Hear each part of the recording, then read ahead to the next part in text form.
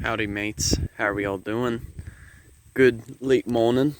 Here's the second video today while visiting the Myakka River State Park. We can now say that finally it has stopped raining at long last. However though, being in the canopy, you're still going to deal with some water just because, well, the water is falling off from the leaves of our cabbage palm and even our live oak right next to us. But where I'm at in particular is, this is called the birdwalk. So this is the upper Myakka Lake to my left here. So this is like one of the larger lakes that's found here at the state park. So we're getting even closer to the origin of the Myakka River. But these guys, I don't know if you can see them. You know, they're in a group of 4. Those are the Black Bellied Whistling Ducks. And as you can see, they kind of have like a brown back, and then they have like a white line that runs through their side, and then their bellies are completely black.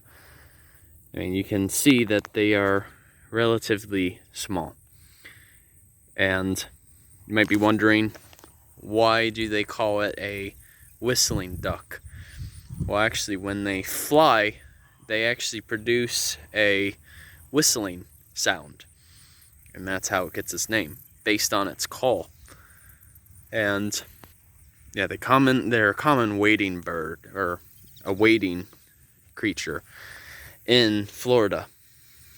But they're called a duck because they have those bills like most ducks have. But yeah, they're just doing their own thing right now. They're just observing at the moment.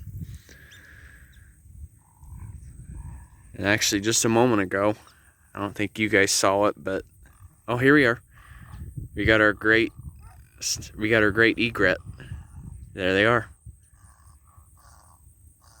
Oh wow. This is cool, you guys. This is actually one of the largest egrets found in the state of Florida. You can see that their neck is probably about a foot long.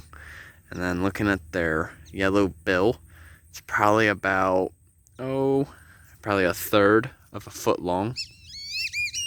There you go. And that's why they call it the whistling duck, because it makes it sound like it's a whistle.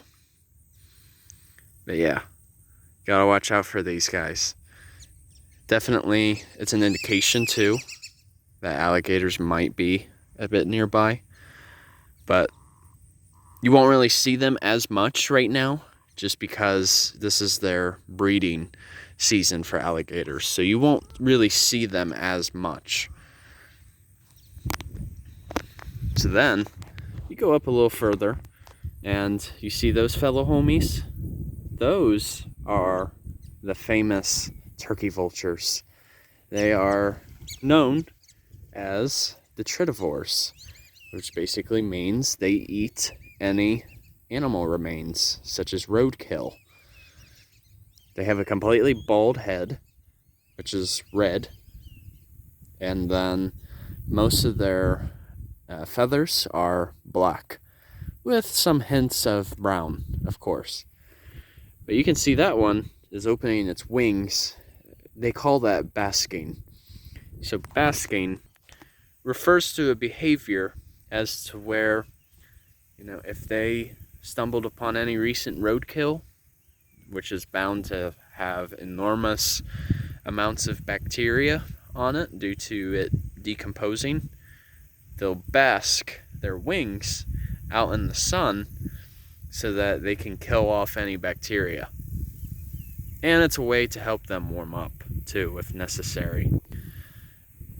But these guys have a very wide distribution, because I've even seen these clear up in Ohio too. I think they're starting to sense my presence. But yeah, these are the tridivores. And heck, I've even been able to see these all the way down in Costa Rica as well. Wow. This is like the closest I've gotten to them. This is really cool. Oh, there he goes. All they're gonna do is simply fly down a bit further and then they'll land, as you just saw. Wow. It's a nice day to be out here. But yeah, this is practically wet all year round, just about. I mean, I'm sure that once it approaches dry season, it gets a bit drier. But like, mostly though, it stays pretty wet year round. Yeah, definitely these are extremely important habitats, as they are, in a way, basically a wetland. Wetlands are basically one of the most productive ecosystems in the world. And, you know, they are able to control how much erosion happens, and they act as a great nursery. So, well, we're seeing it right now as we speak. And then they can also act as nature's natural water purification system. They can basically filter out any pollutants that might be nearby. I don't know if you guys can see it as well as I can, but if you look very carefully for just a moment, right out here. Right now it's quite steady at the moment, but those are the famous great blue heron. And the great blue heron is one of the largest known herons in these parts. And as I have mentioned before, they have a very large distribution, as I have seen them even clear up in Ohio as well. But yeah, so here you also have a chance to see what types of birds that are here. And so far, we've been able to see the great blue heron, which I just pointed out just a moment ago.